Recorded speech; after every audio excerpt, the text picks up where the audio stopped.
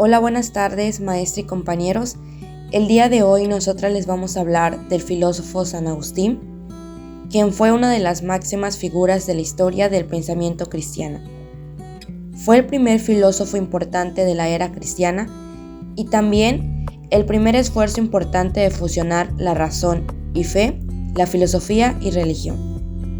Más adelante les brindaremos información acerca de algunos datos personales, como por ejemplo su nombre completo, cuándo nació, cuándo murió, datos familiares, entre otras cosas, así como también los aportes principales que hizo hacia la educación y algunas críticas que se le han hecho a su aportación.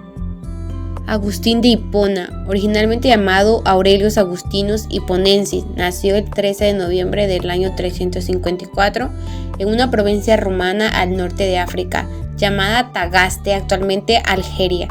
Era hijo de Mónica, de origen bereber y devota de la Iglesia Católica, y Patricio, descendiente de creencias paganas, ambos una pareja respetable de la sociedad romana. A los 11 años, Agustín fue enviado a un colegio al sur de Tagaste, donde permaneció hasta los 17 años, cuando comenzó su formación en retórica. Después de esto, y a pesar de haber sido criado como católico, Agustín dejó la iglesia para seguir el maniqueísmo, religión formada por el profeta Persarmaní, de quien se decepcionó años más tarde. Poco después formó una familia con la mujer que fue su compañera durante 15 años. Con ella tuvo su único hijo, de nombre Adiodato, quien moriría a temprana edad.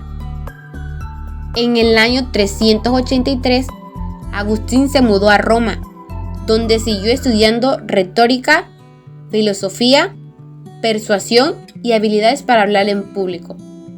Pronto se convirtió en uno de los intelectuales más representativos del mundo latino, lo que le permitió también realizar actividades políticas. Más tarde se mudó a Milán, donde terminó de desprenderse del maniqueísmo y concluyó que era una forma de herejía a combatir.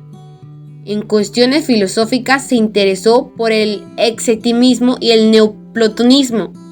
En el verano de 386, y después de haber atravesado una profunda crisis personal, detallada en su famosa obra Confesiones, Agustín de Hipona se convirtió finalmente al cristianismo, abandonando la retórica y la academia. Renunció a su compromiso marital y así dedicarse a practicar el sacerdotismo. Desde entonces, después de todo esto, regresó al norte de África y funda un monasterio en el año 391. Recibió la ordenación sacerdotal en la ciudad de Hipona, que ahora es Annaba, Argelia. A partir de ahí fue conocido como Agustín de Hipona y pronto le reconocieron como un gran predicador. Agustín de Hipona murió en el año 430, probablemente el día 28 de agosto, a la edad de 75 años, luego de haber sido nombrado obispo y patrón de clero regular. Aunque no se sabe las causas exactas de su muerte, se sabe que fue el contexto de la invasión de la provincia romana de África de parte de los vándalos de Genserico. Después de haber visto un poco sobre la bibliografía de San Agustín, hablaremos sobre su punto de vista del mundo, el alma y Dios. En sus concepciones sobre la naturaleza y el mundo físico, Agustín de Hipona parte del hilemorfismo de Aristóteles. Los seres se componían de materia y forma, pero conforme al idealismo cristiano, Agustín introduce el concepto de creación, o sea, Dios creó libremente el mundo de la nada. Extrañó la tradición griega y enriquece la teoría aristotélica con las llamadas razones seminales. Al crear al mundo, Dios lo dejó a un estado inicial de indeterminación, pero depositó en la materia una serie de potencialidades latentes que son comparables como a una semilla, que en las circunstancias adecuadas y conforme un plan divino originaron las sucesiones de los seres y fenómenos. De este modo, el mundo evoluciona con el tiempo, actualizando constantemente sus potenciales y configurándose como cosmos. El ser humano se compone de cuerpo, que es la materia, y el alma, que es la forma. Pero siguiendo ahora a Platón, para Agustín de Hipona, cuerpo y alma son sustancias completas y separadas, y su unión es accidental. El hombre es un alma racional, inmortal, que se sirve como instrumento de un cuerpo material inmortal. El santo llegó incluso a usar algunas veces el símil platónico del jinete y el caballo, dotada de voluntad, memoria e inteligencia. El alma es una sustancia espiritual simple e indivisible, cualidades de las cuales se desprende su mortalidad, ya sea la muerte, que es la descomposición de las partes. Tal concepto que acabo de mencionar le creó dificultades y dudas a San Agustín a la hora de establecer el origen del alma. Siempre rechazó la noción platónica de la preexistencia y conciliaron con el dogma del pecado original. Este del pecado original se menciona hasta el día de hoy en las iglesias católicas. Si el alma era generada por los padres al igual que el cuerpo, que se llama generalismo, se entendía que el pecado original se transmitía descendientemente, es decir, el pecado de nuestros ancestros nos venían descendiendo hasta nosotros. Pero él decía que esto no podía ser. Decía que simplemente es indivisible. ¿Cómo podía el alma pasar a los hijos? Si el alma era creada por Dios en el instante del nacimiento, ¿cómo podía Dios crear un alma imperfecta manchada por el pecado original? Para San Agustín, fe y razón se hallan profundamente vinculadas. Significa que la fe y la razón, pese a la primacia de la primera, se iluminan mutuamente. Mediante la sensación y la razón podemos llegar a percibir cosas concretas y a conocer algunas verdades necesarias y universales. Ahora les voy a explicar sobre algunos aportes que realizó San Agustín a la educación en su época. San Agustín es la figura clave en la transición filosófica de la antigüedad clásica a la teología cristiana medieval. Uno de los principios de San Agustín era aprender para enseñar y enseñar para aprender. Nos dice también que quien enseña aprende de quien aprende, es decir, los alumnos aprenden del maestro, pero también el maestro de sus propios alumnos.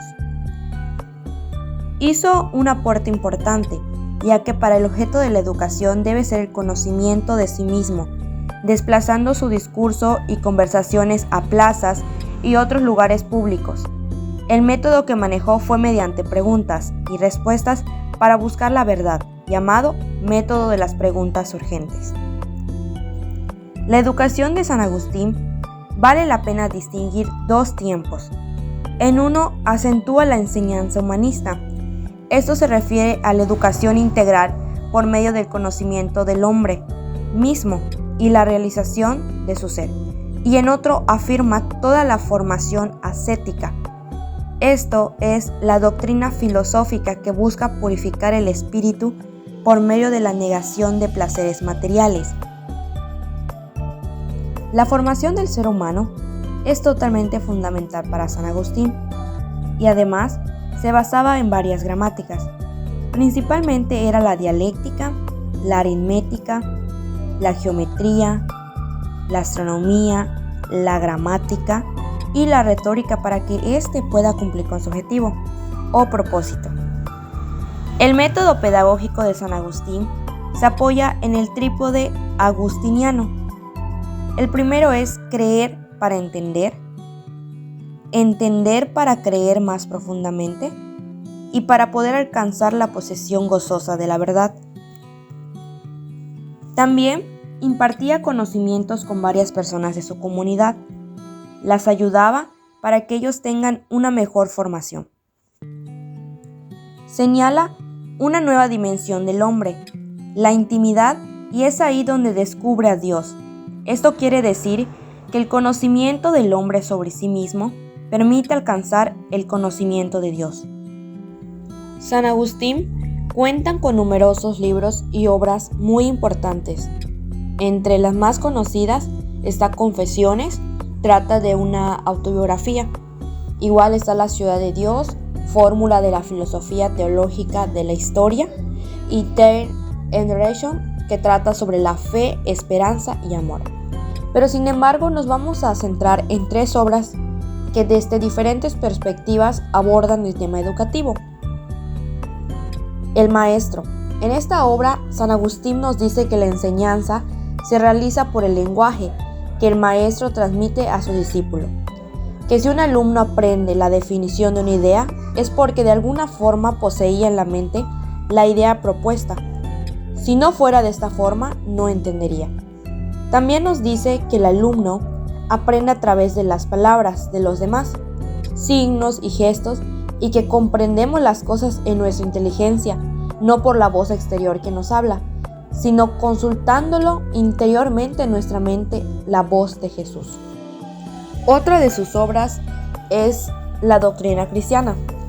San Agustín nos da una introducción a la Sagrada Escritura y una enseñanza de los modos de predicción sobre ella, y se enfoca en encontrar una forma de saber lo que quiere decir y otra para exponer lo entendido. Por último, la catequesis de los principiantes. Para entender esta obra es muy importante destacar la anécdota detrás de ella.